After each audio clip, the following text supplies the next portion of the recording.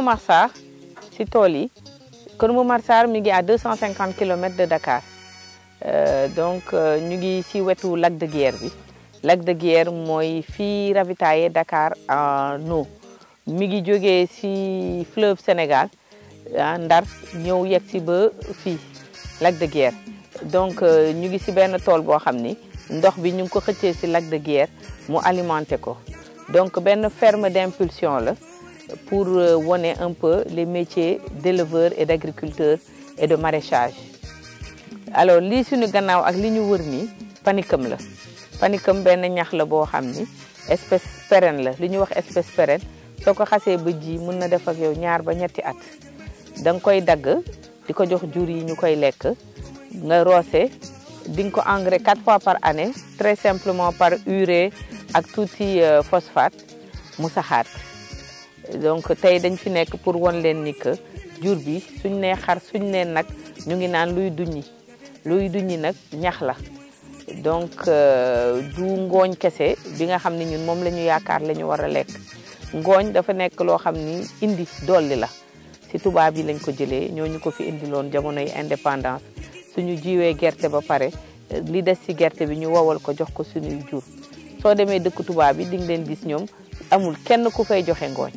ñax bu tooy bii la ñuy joxe te gis nañu nag ak xar yi ñu yore donc lii mooy yoon bii ñu war a aw tey ñun pour egg ci nag ak xar yi nga xam ni moom la Europe yore li ñuy wax race améliorée xar yi race améliorée nag yi. herbe bii nag ñax bii ngeen gis nag moom dafa riche ci énergie riche ci protéine soo ci jiwee 1 hectare fii ñu nekk ni 1 hectare la hectare bi mën nga ci récolter à peu près 25 tonnes ñax ci année bi. mën nga fi dundal facilement 100 xar nga leen di daggal ñax bi jox leen ñu lekk roose ko mais dafa am dara lu important ñax bi da nga koy daggataat soog leen ko jox di leen ko jox ñuy lekk bu ko defee li ngay supplémenter li ngay yokk du bëri pour xar bi jot ration jot koom-koomam jot màggam nga mun ci am yow tamit koom-koom yow ci sa bopp yow mi di ko yar panicum mi ngi nii dinañ suivre étape yi ñu dagg ko ba ni ñu koy joxee xar bi. dama koy won da nga koy yëkkati soo ko yëkkatee day jël benn longueur ma dindi dég bi soo ko yëkkatee day jël benn longueur da ngay veiller à toujours nga bàyyi 15 centimètres au-dessus du sol voilà jibee ngi nii di ko dagg yëkkatil sa loxo tuuti voilà dagg ko voilà defal ci brouette bi wëral plante bi nga dagg voilà mën nga gën a suufe tuuti waaw wàccal voilà continuer waaw 15 centimètres ci kaw suuf si voilà nga xam ne soo roosee rek dafay gaaw a ñëwaat donc dañuy wër plante bi dagg ko mun nañ dindi ñax yu wow yi ci digg bi boole ko ci waaw ñax yu wow yi en fait plante bi dafa xawoon ñàkk ndox mu wow lii moo lay won ni plante bi dafa dëgër dafa ñàkkoon ndox mu wow biñ ko roosee rek mu jógaat dafa résistante donc mun na def ak yow ñaari at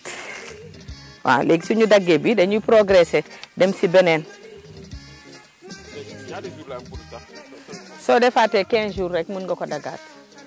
soo ko daggee nii soo defaatee 15 jours nga ñëw daggaat ko roose rek nga koy def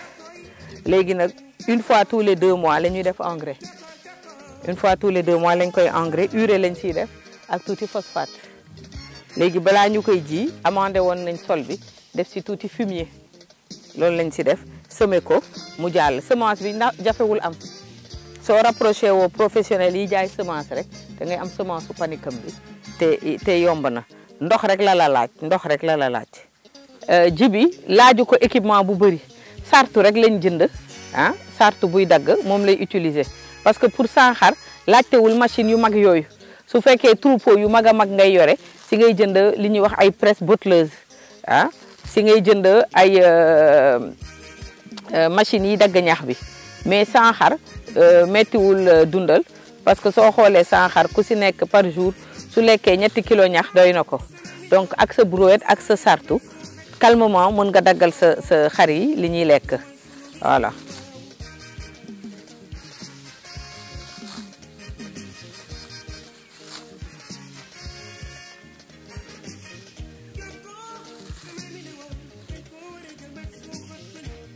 mën nañ ko dagg bu gën a gàtt mais tool bi ni mu magee ak nombre de xar yi ñu am laajtewul dagg bu gën a gàtt dañuy favoriser mu gën a gaaw a saxaat yow mii di yore say xar yow yaay tànn façon dagg bi ngay dagg sa plante voilà.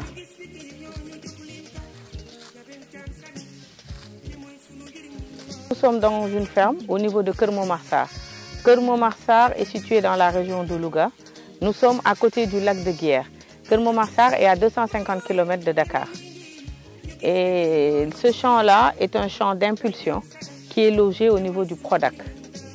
C'est un champ qui pourrait permettre aux jeunes Sénégalais de comprendre les métiers de l'élevage, les métiers du maraîchage et les métiers surtout d'engraissement d'animaux. Aujourd'hui, nous sommes dans un champ de panicum. Le panicum est une espèce pérenne, une herbe pérenne.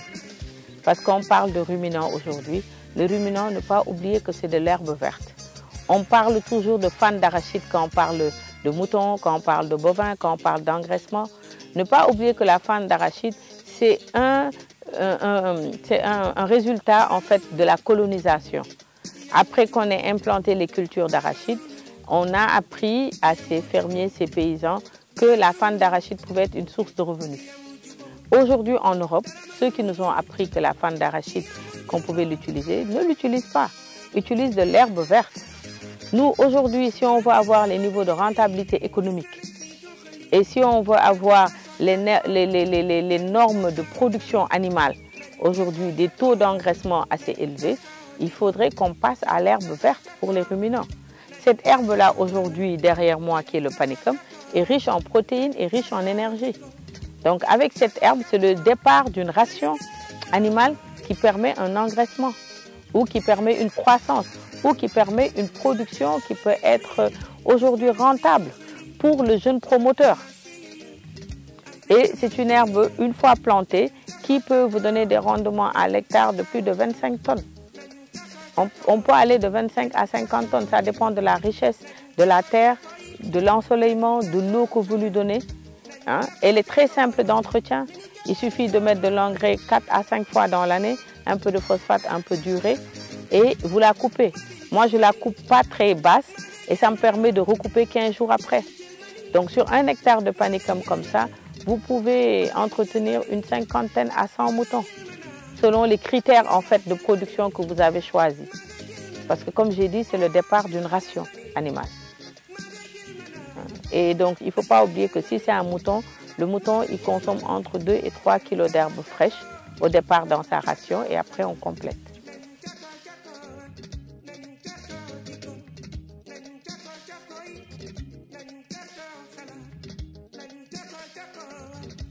dagg nañ ñax bi ba pare léegi ñëw nañu ci place bi nga xam ne moom la ñuy dundalee xar yi fii la ñuy préparer ration xar yi sànq bi ñuy waxu nag xar bi wax naa leen ñax bi mooy départu ration bi donc dañu am place bi nga xam ne moom la ñuy préparer ration wu xar yi parce que xar ration alimentaire la yow yaay bëgg yaay décider yow mii di yar sa xar man sama xar dama bëgg mu jël 500 grammes par jour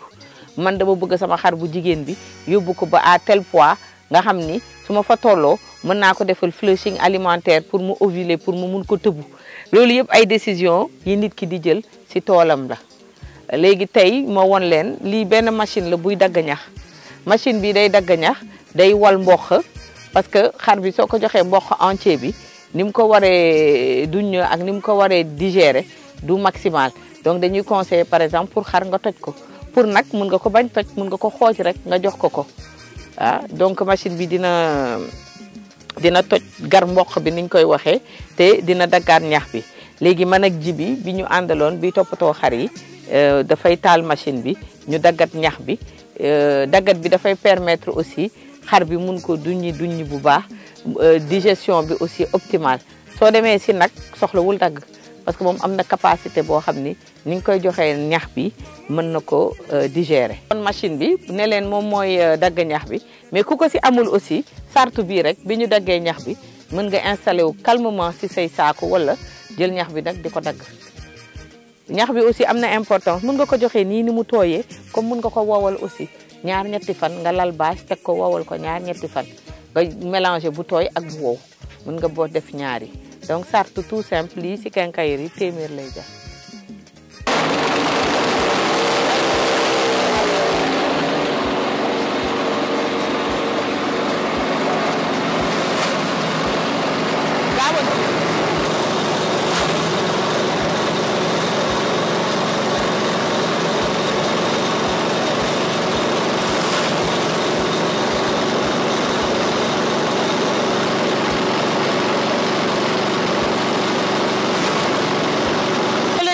pour dagg ñax bi jëlaluñu sax 5 minutes donc dagg nañ ñax bi en moins de 5 minutes mi ngi ci biir saaku bi léegi xaaral ñu won leen résultat bi ñu ngi koy yóbbul xar yi lii la ñu jox donc léegi ñu ngi nii di ko yóbbul xar yi ñu ngi def ñax bi ci auge yi pour ñu war a lekk léegi dañ leen di éloigner ba remplir auge yi pour éviter xëccoo bi waaw dañuy remplir auge bi yëpp soo gisee fii il y a une dizaine de moutons léegi auge bu nekk da nga dañuy ci xar dafa am phénomène de dominance toujours bi ëpp doole mooy njëkk a lekk fii dañu nekk en atelier loolu laa fàtte préciser dañ nekk en atelier d'engraissement pour tabaski xar yii ngeen di gis nii dañ leen di yafal pour tabaski bi ñu ngi fii depuis 2 mois 2 mois lañ fi def donc dañu ñëw ñu déparasiter leen def leen traitement bi ci war yëpp et fi mu nekk ni ñu ngi leen di yafal pour tabaski bi donc suñu but mooy xar yi gagné 500 grammes par jour 500 grammes par jour loolu mooy suñu but pour tabaski bi donc ñu ngi leen yore di leen yafal donc noonu la ñu calculer ration bi base bi nag mooy xar yi donc ñu ngi nii ñëw nañ donc lii pour won leen ni xar yi ni ñu buggee ñax yi contrairement ak idée bi nit ñi di am ñax bi du daw seen biir mun ngeen xool ci gannaaw seen neefere yi dafa dëgër rond ni la neefere normalu xar war a mel te dañ ci am vraiment koom-koom bu baax bu ko defee yow li ngay mottali ci seen dund du bëri lii moo war a am ci xar lii lay lekk léegi nag suñu lekkee seen ñax le matin ak le soir dañ leen di supplémenter ak mboq ak benn granulé lañ leen di supplémenter donc dañ ko calculer exactement def ci minéral tamit dinañ dellu ci aire d'alimentation bi ma won leen waaw xar yi biñ fiy ñëw kenn mënu leen woon xàmmee et vraiment dañ leen di natt dañuy jël seen poids chaque jour xar bu nekk fii lu mu bon gagné nga fi presque 8 à 10 kilos biñ fi ñëwee ak léegi il faut aussi ngeen comprendre que alimentation doo tëb rek def ni parce que xarit bi ñuy ñëw ñoom ñax bu wow lañ doon lekk ak ngooñ donc dañu def transition alimentaire bi sur une dizaine de jours lañ def transition alimentaire bi ba ñu ñëw ci ñax bu tooy bi kese léegi ñii ñax bu tooy la ñuy lekk bii dinañ ko wowal tuuti aussi guddi gi jox leen ko pour ñu am encombrement ak pour ñu mën a duñi bu baax. bi mooy abreuvoir automatique donc dañ ko relier directement ak fût bi ngeen di gis noonu de ce fait dafay permettre xar yi xam nga nee naa leen ñu ngi ci atelier d'engraissement tabaski xar yi dañuy am ndox bu sedd à tout moment heure buñ ko soxla dañuy am ndox donc de ce fait duñu am problème mu rationnement ndox bi du tàng fi nga leen di teg ndox bi du poussière ndox bu set la ñuy am bu jaar yoon bu jógee ci fût bi nekk nii ci gannaaw et daf ñuy permettre aussi suñ leen bëggee jox yenn garab yi ci ndox ñu jaarale ko ci ndox bi mu yomb day yombal liggéey bi ci tool yi. dañu nekk fii di yafal ay xar pour tabaski dañu jënd ay xar ci nu mu yooyee woon ci période bi ñu leen di jox ration boo xam ni daf leen di permettre ñuy am par jour genn wàllu libre ñuy yokku par genn wàllu libre 500 grammes léegi ration bi ñax bi ngeen gis am nañu aussi luzerne boo xam ne boobu dañ koy wowal mu nekk encombrement bi ak yëpp ak dañ leen di jox ripaas mooy ripaas bi mais quantité duñ leen ci jox quantité bu énorme parce que ñax bi riche na déjà mais dañ koy mottali dañ leen di jox mboq aussi mboq bu ñu gar mboq bi dañ ko gar rek ñett dañ ko gar ñett waaw gar bokkul ak wal gar mooy toj ko ñett waaw dañ ko toj ñett pour xar bi mën ko digérer mën ko utiliser bu baax su dee nag mën nga si sax bañ jaar ah mën nga ko bañ a gar après ñu complémenter ko par li ñuy wax bon ñi xorom bi lañ koy woowee mais lii ay xeer lañu ay vitamines moo si nekk ak ay substances yoo xam ni dafay tax xar bi di mën a dunj bu baax wala nag bi di mën a dunj bu baax dunj bi di ko amal solo si biir bi ah donc lii ñetti yooyu li ñu leen woon ni mooy defar suñu ration ñu am ration boo xam ni xar yi daf leen di permettre ñu màgg xar yi bi ñu fiy dugg ak léegi lu mu bon am nañ lu ëpp fukki kilos yu ñu gagné parce que dañ leen di peser régulièrement. Là on est devant une machine qui coupe l'herbe et cette machine qui coupe l'herbe ça permet en fait aux moutons, les ruminants ont besoin de différentes tailles de particules. Les moutons ont besoin d'une taille de particules bien précise et l'herbe coupée dans les champs doit être coupée à cette taille pour permettre une meilleure rumination et une meilleure digestion de la paille. Donc c'est une machine automatique qui nous permet de découper l'herbe avant de la distribuer aux moutons. Alors si vous ne l'avez pas aussi, avec une simple serpe, vous pouvez découper la paille avant de donner ça aux animaux. Et comme je disais, l'herbe c'est le départ de la ration. Donc on est en atelier d'engraissement en ce moment dans notre champ. On est en train de faire de l'engraissement de moutons pour la tabaski. Donc la ration, elle est calculée pour avoir un gain de poids quotidien de 500 grammes. Donc l'herbe est la base de la ration, c'est elle qui amène la rumination. Le foin aussi, c'est-à-dire l'herbe coupée et séchée pendant quelques jours parce que nous avons de la luzerne dans le champ et cette luzerne, elle est séchée avant d'être donnée aux animaux. Pendant 2-3 jours, séchée à l'ombre. On vous a montré le panicum. Dans une autre étape, on vous montrera la luzerne. En plus de ça, nous donnons la ration, je vous ai donné le point de départ. Nous donnons des granulés, très simples, très riches en protéines. Et nous donnons du maïs. Le maïs, il est juste découpé en 3. Le maïs est juste découpé en 3 pour permettre une bonne rumination. Le mouton, il a besoin à ce qu'on casse le maïs en 3. La vache, peut-être, ou le bœuf en engraissement n'a pas besoin vraiment de faire casser le maïs. Et nous supplémentons avec du minéral. Le minéral, il est indispensable à la croissance en fait de l'animal. C'est ce qui finalise la ration. Tous les jours, pour le mouton,